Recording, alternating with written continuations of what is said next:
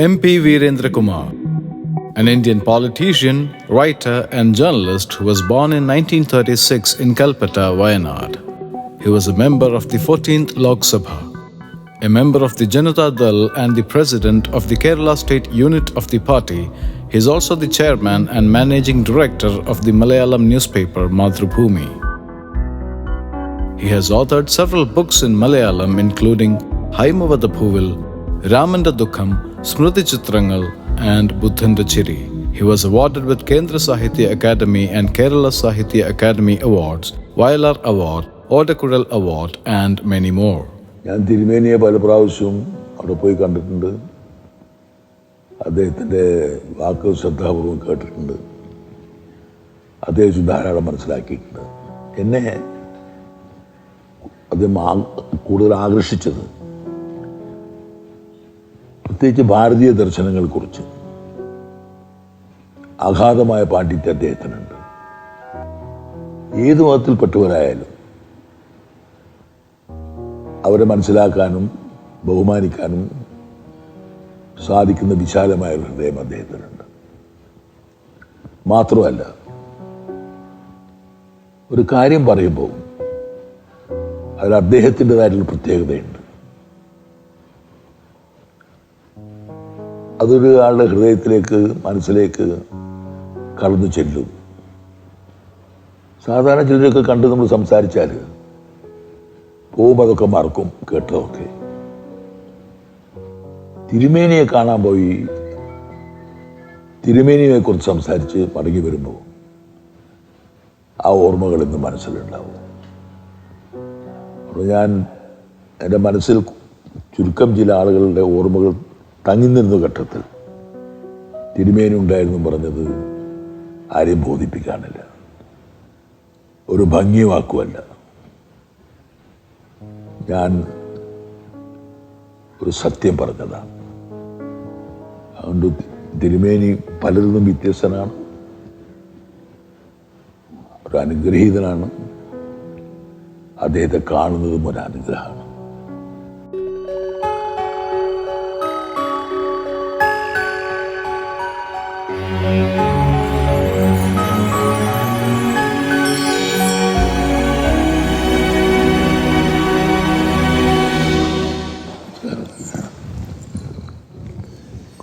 അപ്പോൾ തിരുമേനി ഇവിടെ വന്നിട്ടുണ്ടെന്ന് അറിഞ്ഞു. ഇപ്പം കാണണമെന്ന് തോന്നി. ഞാൻ ഇപ്പം അത് പറയുമ്പോൾ അതിൽ എന്നെ സംബന്ധിച്ച് പ്രത്യേക ഒരു അർത്ഥമുണ്ട്. എനിക്കൊരു ബ്രെയിൻ സർജറി വേണ്ടി വന്നിരുന്നു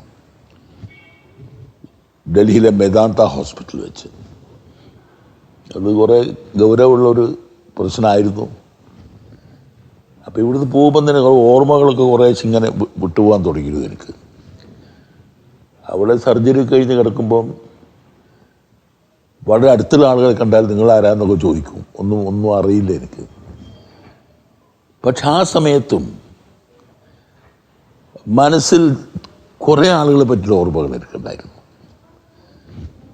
അത് ഞാൻ തിരുമേനിയെ ബോധ്യപ്പെടുത്താനോ അല്ലെങ്കിൽ മേന്മ പറയാനോ പറയുന്നതല്ല. ആ ഓർത്ത ഒരാളിൽ തിരുമേനി ഉണ്ടായിരുന്നു എൻ്റെ മനസ്സിൽ. അത് വലിയ അന്തസ്സാണല്ലോ എനിക്ക്. അത് കാരണം പല പ്രാവശ്യം ഞാൻ കണ്ടിട്ടുണ്ട്. ഒരിക്കലും കോഴിക്കോട് തന്നെ നമ്മളൊരു ഉണ്ടായിരുന്നു. അപ്പം തിരുമേനിയുടെ വാക്കുകൾ അത് ആത്മാർത്ഥതയുണ്ട്. മാത്രമല്ല അതിൻ്റേതായിട്ടൊരു പ്രത്യേകതയുണ്ട്, പ്രത്യേക കാഴ്ചപ്പാടുണ്ട്. വാക്കുകൾ പറയുമ്പോൾ അത് മനുഷ്യൻ്റെ മനസ്സിലേക്ക് പോകണം, അവിടെ അതിൻ്റെ ഒരു അർത്ഥതലം വേണമെന്നൊക്കെയുള്ള ഒക്കെ പറയുമെങ്കിലും എല്ലാവർക്കും സാധിക്കാറില്ല. അങ്ങനെ മനുഷ്യൻ്റെ മനസ്സിൽ കടന്ന് ഒരു ഓർമ്മയായി അവശേഷിക്കാൻ സാധിക്കുന്ന ചുരുക്കം ചില ആളുകൾ ഒരാൾ തിരുമേനിയാണ്. അതാണ് എൻ്റെ അഭിപ്രായം. അപ്പം ഇന്ന് തിരുമേനിയുടെ വന്നിട്ടെന്ന് പറഞ്ഞു 100 വയസ്സായി. അതിൽ ഒരു കാര്യം എനിക്ക് ബോധ്യപ്പെട്ടത്, വയസ്സിലല്ല പ്രശ്നമുള്ളത്. ചെറിയ വയസ്സിൽ ഓർമ്മ പോയാൽ ജീവിച്ചിട്ട് കാര്യമില്ല. അതാ ഞാൻ ജോർജ് ഫെർണാണ്ടസിനെ കണ്ടിരുന്നു. ഞങ്ങൾ വളരെ ദീർഘകാലം രാഷ്ട്രീയത്തിൽ പ്രവർത്തിച്ച ആളുകളാണ്. അദ്ദേഹം ഹുമയൂൺ കബീറിൻ്റെ മകളെയാണ് കല്യാണം കഴിച്ചത്, ലൈല കബീർ.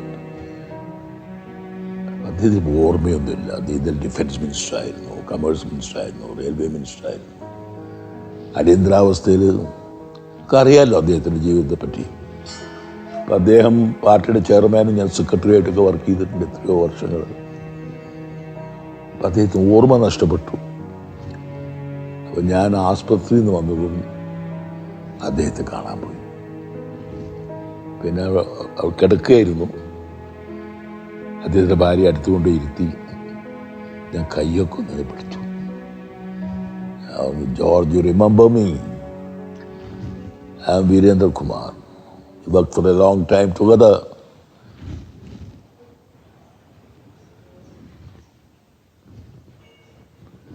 അദ്ദേഹം സത്യത്തിൽ മരിച്ചുപോയിരുന്നു. അദ്ദേഹം അപ്പോഴാണ് എനിക്ക് മനസ്സിലായത് വയസ്സിലല്ല ജീവിതമുള്ളത്, ഓർമ്മകളിലാണ്. അത് തിരുമേനിക്ക് ഇപ്പോഴും ആ കാര്യത്തിൽ വളരെ എത്രയോ ചെറുപ്പക്കാരെക്കാളും യുവത്വമുള്ളത് തിരുമേനിക്കാണെന്നാണ് എൻ്റെ സത്യസന്ധമായ അഭിപ്രായം. ഇപ്പൊ സഞ്ചരിക്കുമോ? ഇപ്പം ഞാൻ ധാരാളം സഞ്ചരിക്കാറുണ്ടായിരുന്നല്ലോ.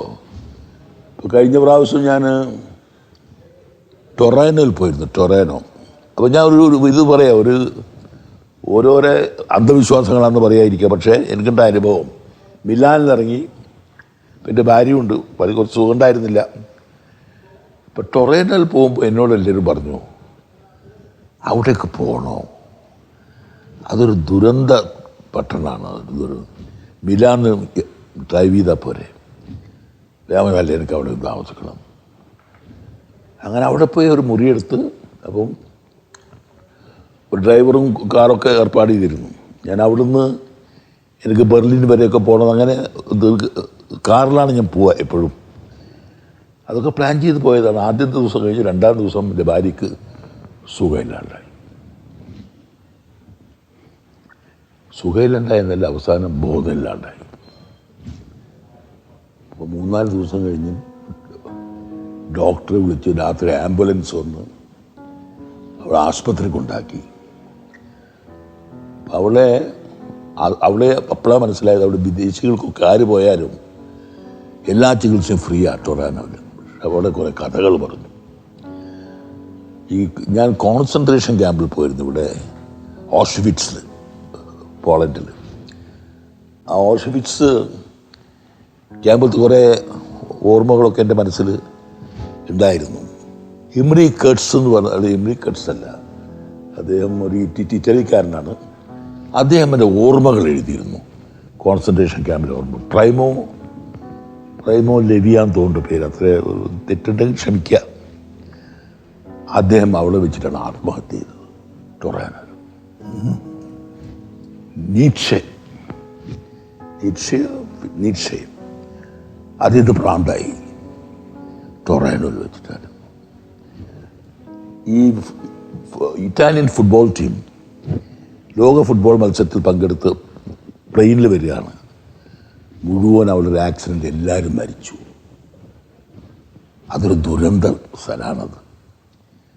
എനിക്കും അനുഭവം. 10 ദിവസം ഞാനവിടെ നിന്ന് അവസാനം എൻ്റെ ഭാര്യനെ ജീവനോടെ ഇങ്ങോട്ട് തിരിച്ചു കൊണ്ടുവരാൻ സാധിക്കുമെന്ന് എനിക്ക് തോന്നിയില്ല. എങ്ങനെയെങ്കിലുമൊക്കെ ഇവിടെ എത്തിക്കണം. ഡോക്ടറും പറഞ്ഞു ശരിയായിട്ട് വളരെ മോശമാണ്.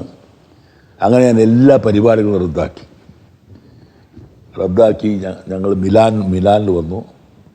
അവിടെ വന്നപ്പോൾ ആദ്യം പറഞ്ഞാൽ ഞങ്ങൾ പറഞ്ഞില്ല നിങ്ങൾ ടൊറാനോയിൽ പോകണ്ടെന്ന്.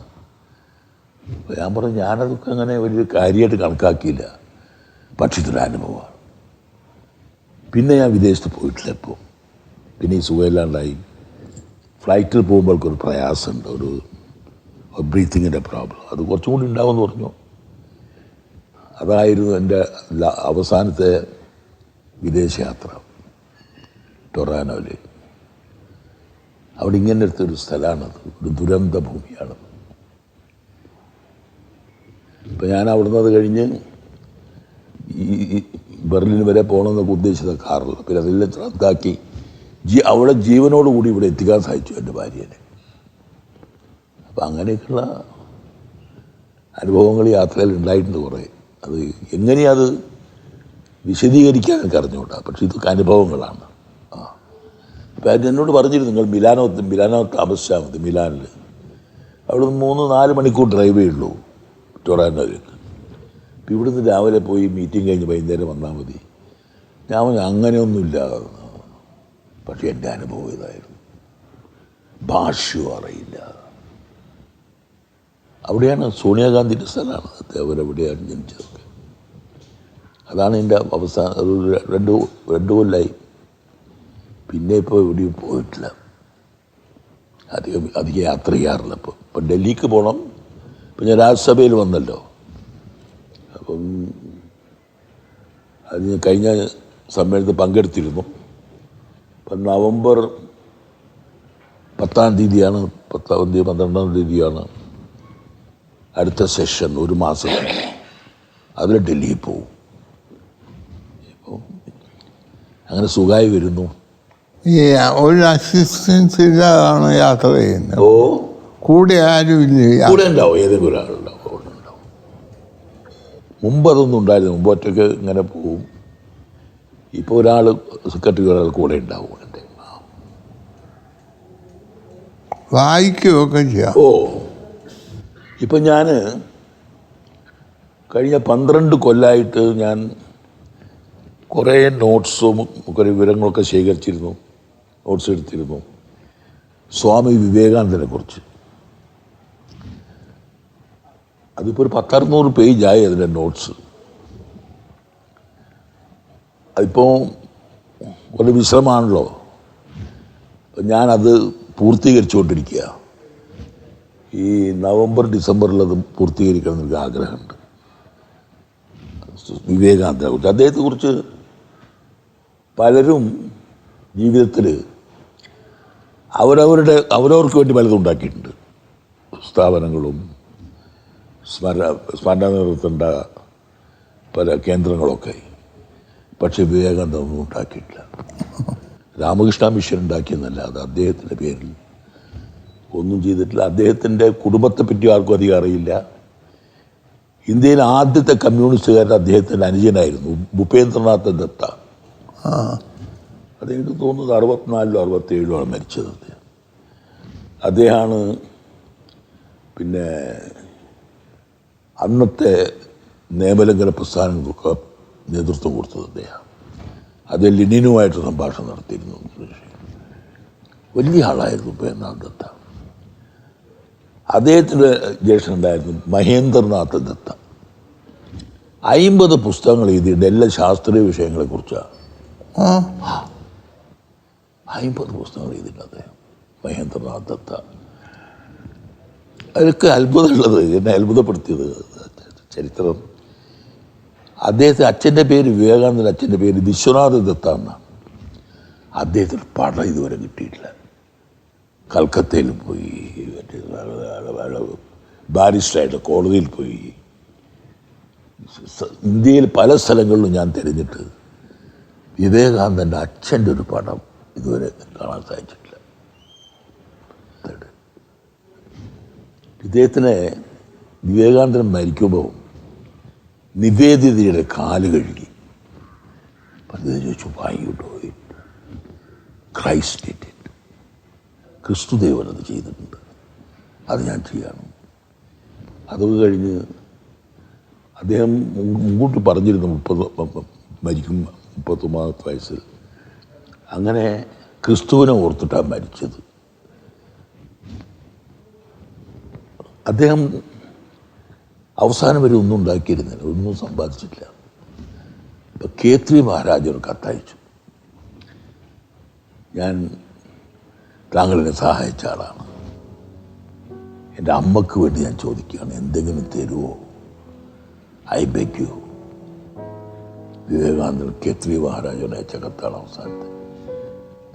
അപ്പം നമ്മളൊക്കെ വിവേകാനന്ദനെ കുറിച്ച് മനസ്സിലാക്കിയത് വേറെ പലതായിട്ടാണെങ്കിലും അദ്ദേഹത്തിന് വേണ്ടി ഒന്നും ഉണ്ടാക്കാത്ത ഒരാളും. പിന്നെ മരിക്കുന്നതിന് കുറച്ച് സമയം മുമ്പ് കരഞ്ഞു അത്രേ പറയും. അപ്പം ഞാൻ ഓർത്തു, ഞാൻ ജീസസ് ക്രൈസ്റ്റും കരഞ്ഞിരുന്നു ലാസ്റ്റ്. എന്തോ ഒരു സാമ്യം. ഞാൻ അതേക്കുറിച്ച് ഇപ്പോൾ എഴുതിയിരിക്കും. അത് ഏകദേശം ഈ നവംബർ ഡിസംബറോട് കൂടി അത് പൂർത്തീകരിക്കും. അത് കുറച്ചത് ഉണ്ടാവും, അതൊരു റെഫറൻസ് ഗ്രന്ഥമായിട്ട് ഉപയോഗിക്കാം. 12 കൊല്ലമായി ഞാനിപ്പോൾ അതിൻ്റെ പ്രവർത്തനമായിട്ട് നടക്കുന്നു. നിവേദിത സിസ്റ്റർ നിവേദിത പിന്നെ അവരാണ് അരബിന്ദുവിനെ പോണ്ടിച്ചേരിയിൽ കൊണ്ടുവന്നത്, പുതുശ്ശേരിയിൽ അരബിന്ദു. അപ്പോൾ അരബിന്ദുവിനെ പറ്റി ഞാൻ വായിച്ചപ്പോൾ അയാൾ ബംഗാളിയാണ്. അയാൾക്ക് അറിയാത്ത ഭാഷ ഏതായിരുന്നു അറിയോ? ബംഗാളി ഭാഷ. അരബിന്ദുവിന് അറിഞ്ഞിരുന്നില്ല. അദ്ദേഹം ഇംഗ്ലീഷിലായിരുന്നു എഴുതിയൊക്കെ.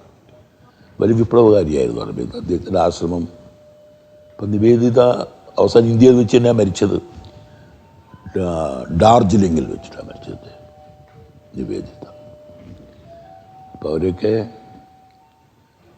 അതിനെക്കുറിച്ചൊക്കെ കഴിയുന്നത്ര വിവരങ്ങളൊക്കെ ശേഖരിച്ച് ആ പണിയിലാണ് ഉള്ളത്. ഞാൻ എന്തെങ്കിലും ചെയ്യണ്ടേ? അതിലൊരു സത്യം നല്ല വലിയ കവിത എഴുതുന്ന ആളായിരുന്നു. അത് മുഴുവൻ അതേപോലെ ഞാൻ പറയല്ല. I read the Bible, the Quran and Gita. I never understood. അതൊന്നും മനസ്സിലായില്ല അത്ര. അങ്ങനെ കടപ്പുറത്ത് കൂടി I was walking along the seashore. അങ്ങനെ കുറേ കഴിഞ്ഞ് I was looking right, left, all round. It was nothing. അങ്ങനെ കുറേ നടന്നു പോയപ്പം ആരോ വിളിച്ചു അത്ര. Somebody called me Vivekananda. There was nobody. And I knew I myself called myself. Then I read Bible, Quran and Gita. I understood them. അദ്ദേഹത്തിന് കവിതയാണ്. അദ്ദേഹം 33 കവിതകൾ എഴുതിയിട്ടുള്ള അദ്ദേഹം. ബംഗാളിയിൽ, ഇംഗ്ലീഷിൽ അതിമനോഹരമായ കവിതകളാണ് വിവേകാനന്ദൻ എഴുതിയത്. പിന്നെ അദ്ദേഹത്തിൻ്റെ എഴുത്തുകൾ. അദ്ദേഹം ആദ്യം രാമകൃഷ്ണ പരമഹംസരുമായിട്ട് ബന്ധപ്പെടുന്ന സംഗീതത്തിലൂടെയാണ്. ധ്രുപദ് സംഗീതം അദ്ദേഹത്തിന്. അതൊരു വലിയ അറിവുള്ള ആളായിരുന്നു അദ്ദേഹം. അങ്ങനെ എല്ലാം കൊണ്ടും. പിന്നെ അദ്ദേഹം സന്യാസിയാണെങ്കിൽ എല്ലാം വർദ്ധിച്ച ആളല്ല, എല്ലാം ഉൾക്കൊണ്ട ഒരാളായിരുന്നു. അങ്ങനെയൊക്കെയാണ് അദ്ദേഹത്തെക്കുറിച്ച് പഠിച്ചപ്പം എനിക്ക് മനസ്സിലാക്കാൻ സാധിച്ചത്. ഞാനിപ്പം ആ കുടുംബത്തെ പറ്റിയും ഭൂപേന്ദ്രനാഥ് ദത്ത, മഹേന്ദ്രനാഥ് ദത്ത, പിന്നെ വിശ്വനാഥ് ദത്തയുടെ അച്ഛനൊരാളുണ്ടായിരുന്നു, ഇയാളുടെ മുത്തച്ഛൻ. അയാൾ സന്യസിക്കാൻ പോയ ആളാണ്. പക്ഷെ അയാളെല്ലാം ഉപേക്ഷിച്ച ആളായിരുന്നു. വിവേകാനന്ദനെല്ലാം സ്വാംശീകരിച്ച ആളായിരുന്നു. അദ്ദേഹം സിഗരറ്റ് വലിക്കും, ഹുക്ക വലിക്കും, മാംസം കഴിക്കും, എല്ലാ ഭക്ഷണം കഴിക്കും. അദ്ദേഹത്തിന് വികാരങ്ങളുണ്ടായിരുന്നു, ഫീലിങ്സ് ഉണ്ടായിരുന്നു. ഒരു സമഗ്ര എന്താണ് പറയുക, ദർശനമുണ്ടായിരുന്നു. അല്ലാണ്ട് എല്ലാം ഒഴിച്ചുകൂടി എനിക്ക് മാത്രം, താൻ മാത്രമാണ് എന്ന് വിചാരിച്ച ഒരാളല്ല. അദ്ദേഹത്തിൻ്റെ അച്ഛനും ഈ ജീസസ് ക്രൈസ്റ്റിനെ പറ്റിയും ഖുറാനെ പറ്റിയൊക്കെ ധാരാളം പഠിപ്പിച്ച ഒരാളായിരുന്നു അദ്ദേഹത്തെ. അങ്ങനൊരു സമഗ്ര വീക്ഷണമുള്ള. പിന്നെ ഞാൻ പഠിച്ചത് വിവേകാനന്ദ കോളേജിലാണ്. എൻ്റെ ഓണേഴ്സ് പഠിച്ചത് ഫിലോസഫി. ആ ഓർമ്മകളൊക്കെ മദ്രാസിൽ വെച്ചിട്ട് ഇപ്പോൾ അതിൻ്റെ പണിയിലാണ് ഇപ്പോൾ ഉള്ളത്. ഭക്ഷണമൊക്കെ കഴിക്കുമോ? ഭക്ഷണം ഇപ്പോൾ പ്രോട്ടീൻ കുറവാണ് എൻ്റെ ശരീരത്തിൽ. അതുകൊണ്ട് പ്രോട്ടീൻ ഉള്ളത് അദ്ദേഹം കഴിക്കും. അതിൽ ഈ പ്രോട്ടീൻ കുറഞ്ഞതുകൊണ്ട് കുറേ പ്രശ്നങ്ങൾ ഉണ്ടായിരുന്നു എനിക്ക്. അതൊക്കെ ഇതോട് അനുബന്ധിച്ച് വന്നതാണ്. ഇപ്പം ഞാൻ അതൊന്നൊക്കെ കുറേ രക്ഷപ്പെട്ടു. ഇനി ഒരു മാസവും കൂടി ഒന്ന് സൂക്ഷിച്ചാൽ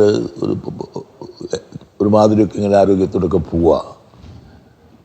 അതിൻ്റെ ഇടയിലാണ് ഇൻഫെക്ഷൻ വരരുതെന്ന് പറഞ്ഞിരുന്നു എന്നോട്. കഴിഞ്ഞ 2-3 ദിവസമായിട്ട് പനിച്ച് കളഞ്ഞു എനിക്ക് വല്ലാതെ. ക്ഷീണമായിരുന്നു. പക്ഷെ അതൊക്കെയാണെങ്കിലും എനിക്ക് തിരുമേനെ കാണണമെന്ന് മനസ്സറിഞ്ഞു. ഈ പത്രമൊക്കെ വായിക്കാം. ഓ, കണ്ണടയൊന്നും വേണ്ട, കുഴപ്പമില്ല. ഈ കണ്ണിനൊരു സർജറി കഴിഞ്ഞിരുന്നുണ്ട്. 4.5 മണിക്കൂർ സർജറി ചെയ്തത്. അപ്പോൾ ഞാൻ ഈ സർജറി ചെയ്ത ഡോക്ടറെ കാണാൻ പോകും മദ്രാസ്. അപ്പോൾ പറയുന്നത് മുകളിൽ വരണം, ഞാൻ താഴെ വരാം. എന്താ അങ്ങനെ പറയുന്നു? അപ്പോൾ ഈ റെറ്റിനൽ ഡിറ്റാച്ച്മെൻറ്റ് സർജറി കഴിഞ്ഞാൽ കാഴ്ച മുഴുവൻ കിട്ടില്ല. വളരെ എനിക്ക് കാഴ്ച മുഴുവൻ കിട്ടി. താങ്കളുടെ ദൈവം അനുഗ്രഹിച്ച മനുഷ്യനാണ്, അത് നിങ്ങളെ കാണാൻ ഞാൻ താഴെ വരാം. അങ്ങനെ അദ്ദേഹം താഴെ വന്നിട്ട് എന്നെ കാണുക. ഉറക്കമൊക്കെ ശരിക്കും. ഉറക്കം ഉറക്കമുണ്ട്. എൻ്റെ ഇടയിൽ കുറച്ചുണ്ടായിരുന്നില്ല. പിന്നെ പതുക്കെ ഒരു 5-6 മാസമായത്. ഇപ്പോൾ ബ്രെയിൻ ക്ലോട്ടാന്ന് ഞാൻ അറിയില്ലല്ലോ. ഇങ്ങനെ ചെരിഞ്ഞ് നടക്കാൻ തുടങ്ങി. പിന്നെ ആളുകളെ മനസ്സിൽ നിന്ന് പല ഓർമ്മകളും പോവാൻ തുടങ്ങി. അങ്ങനെയാണ് എന്നെ റാം മനോഹർ ലോഹിയ ഹോസ്പിറ്റലിൽ പോയി. അവിടെ അവർ CT സ്കാൻ ചെയ്തപ്പം അവർ ഇപ്പോൾ സർജറി ചെയ്യണം, വളരെ സീരിയസ് ആണ്. പിന്നെ അവിടുന്ന് ചെയ്തില്ല. അപ്പം AK ആൻ്റണിയൊക്കെ വന്നിരുന്നു അവിടെ. അതേപോലെ ഇവിടുന്ന് ഏതായാലും ചെയ്യണ്ട. അങ്ങനെയാണ് മെദാന്ത എന്ന ഹോസ്പിറ്റലുണ്ട്. ഒരു 1.5 മണിക്കൂർ യാത്ര ചെയ്യണം ഡൽഹിയിൽ നിന്ന്. വലിയ ഹോസ്പിറ്റലാണ്. അവിടെ വെച്ചിട്ടാണ് എനിക്ക് സർജറി ചെയ്തത്. സീരിയസ് ആയിരുന്നു. ഇപ്പം ബ്രെയിൻ ക്ലോട്ടൊന്നുമില്ല, ഒക്കെ പോയി. അതിൽ ആൽബുമിൻ്റെ കുറേ കുറവുണ്ടായിരുന്നു. അതിൽ ഇപ്പം ഇതൊക്കെ നോർമലായി വന്നു. ഇപ്പം ശരിയായി വരുന്നുണ്ട്. അത് തിരുമേൻ്റെ അനുഗ്രഹം കൂടി ഉണ്ടെങ്കിൽ ശരിയാവും വേഗത്തിൽ. എൻ്റെ വിശ്വാസമാണത്. ഓഫീസിലൊക്കെ പോകും. ഈ കഴിഞ്ഞ ഒരാഴ്ചയായിട്ട് പോകുന്നുണ്ട്. ഓഫീസിലൊക്കെ പോകും. ഇപ്പം മുമ്പ് ഒപ്പിടാനൊന്നും സഹായിച്ചിരുന്നില്ല, ഇങ്ങനെ പോവുക. ഇപ്പം ഞാൻ തന്നെ എല്ലാം നോക്കും. ഓഫീസിൽ പോകും, മീറ്റിങ്ങിനെ പോകും. ഇത് രാവിലെയും പോയിരുന്നു. ഇപ്പോൾ ഒരാഴ്ചയായിട്ട് ഞാൻ ഓഫീസിൽ പോകുന്നുണ്ട്. തിരുമേൻ്റെ മുഖം കണ്ടാൽ ഇപ്പോഴും 18 വയസ്സേ ഉള്ളൂ. എനിക്ക് ക്ഷീണമുണ്ട്. ഇപ്പം ക്ഷീണമുള്ളല്ലേ? പാർലമെന്റിലൊക്കെ പോകുമ്പോൾ ഞാൻ രാജ്യസഭയിൽ പോയിരുന്നു. കഴിഞ്ഞ സെഷനിൽ ഞാൻ ഉണ്ടായിരുന്നു. ഈ നവംബറിൽ 1 മാസത്തെ സെഷൻ ഉണ്ട്, അത് ഞാൻ പോകും. അവിടെയൊക്കെ ഇന്ന് ക്ഷീണിക്കുകയില്ല. കുറച്ചൊക്കെ ഉണ്ടായിരുന്നു, കുറച്ചൊക്കെ ക്ഷീണമുണ്ട്. പക്ഷെ ഇപ്പം ഭേദപ്പെട്ട് വരികയാണല്ലോ. ഇപ്പം അടുത്ത സെഷനാകുമ്പം കഴിഞ്ഞ സെഷനിലത്തെ പ്രശ്നം ഉണ്ടാവില്ല തോന്നുന്നുണ്ട്. പ്രത്യേകിച്ച് ഇപ്പോൾ എന്തായാലും മനസ്സ് പറയുന്നു, തിരുമേനിനൊക്കെ കണ്ടപ്പോൾ ഇനി അങ്ങോട്ട് ആരോഗ്യം നന്നായി വരുമെന്ന്. അപ്പോൾ സാറിൻ്റെ ഇപ്പോഴത്തെ അനുഭവമൊക്കെ കേട്ട് വലിയ സന്തോഷം. ദൈവം വളരെയധികം പ്രസാദിച്ചു. വളരെ വിഷമതകളൊക്കെ വന്നെങ്കിൽ അതിൽ നിന്നൊക്കെ വിടുവിച്ച് ആക്കി. കേരളത്തിൽ വളരെയധികം നന്മ ചെയ്ത ഒരാളാണ് സാർ. ഈ പാർട്ടികളിലൊന്നും കൂടി ഒരു മനുഷ്യ സാറുണ്ടാക്കിയിട്ടില്ല. എന്നാൽ രാഷ്ട്രീയത്തിൽ സ്വാമി വിവേകാനന്ദനെ ഇത്രയും ഭക്തി സാറിനുണ്ടെന്ന് എനിക്കറിഞ്ഞുകൂടാ. അവിടെയൊക്കെ ആശ്രമത്തിലൊക്കെ പോയി അനുഗ്രഹങ്ങൾ ഇത്രയും ലഭിച്ച ഒരു ചുരുക്കമാണ്. അതുകൊണ്ട് സാറിനെ ഇങ്ങനെ കാണുകയും അനുഭവങ്ങൾ പറ്റി കേൾക്കുകയും ഒക്കെ ചെയ്യാൻ സാധിച്ചതിൽ ഈശ്വരനെ സ്തുതിക്കുന്നു. പൂർണ്ണ അനുഗ്രഹങ്ങൾ കൊണ്ട് ഞങ്ങളെയൊക്കെ അനുഗ്രഹിക്കണമെന്ന് പ്രാർത്ഥിക്കാം. ധാരാളം പറയാണ്ട് അദ്ദേഹത്തെക്കുറിച്ച്. തിരുവല്ലയിൽ എല്ലാ കൊല്ലവും സംഗമം നടക്കും. തിരുമേനി സംസാരിക്കുന്നത് ആയിരക്കണക്കിന് ആളുകളുണ്ടാവും. കാരണം ആ വാക്കുകൾക്ക് വശ്യതയുണ്ട്, ഒരു പ്രത്യേകതയുണ്ട്. അദ്ദേഹത്തിൻ്റെതായിട്ടുള്ള രീതിയിലും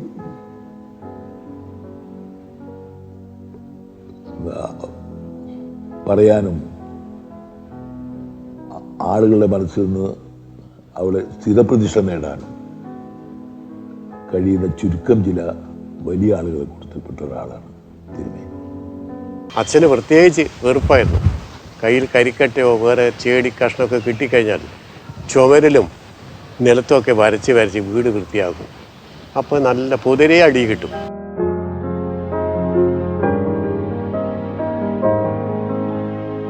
അത് പഠിച്ച ഉടനെ എനിക്കറിയാം ഇവിടെ ആകെ കുഴപ്പമാണ്.